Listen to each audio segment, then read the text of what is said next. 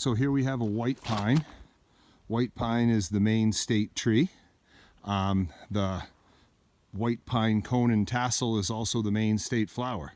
So it's a pretty important tree to Maine because it's our flower and our tree. Back pre-Revolutionary War, the tallest and straightest pines were branded with an arrow symbol, and they were reserved for use in the King's Navy, and they were called King's Arrow pines. And you could get in big trouble if you cut down a King's Arrow pine, even if it was on your land.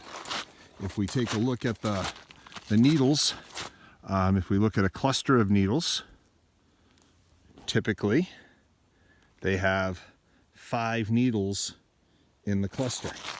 So if you look here, you can see there are 5 needles in this cluster, and white has 5 letters in it.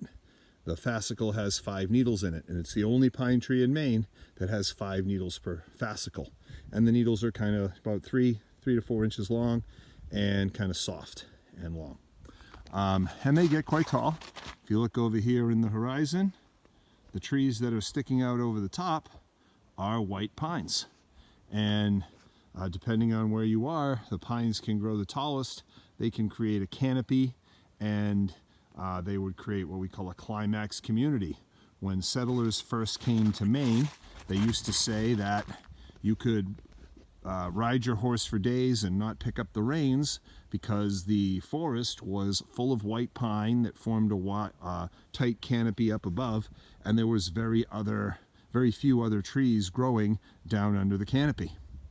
And you could just let your horse walk between the trees and not need to worry about the holding on to the reins because there wasn't a lot of undergrowth and underbrush. But we've forested most of Maine, so that doesn't really exist anymore, and now Maine is mostly working forest. But this is white pine.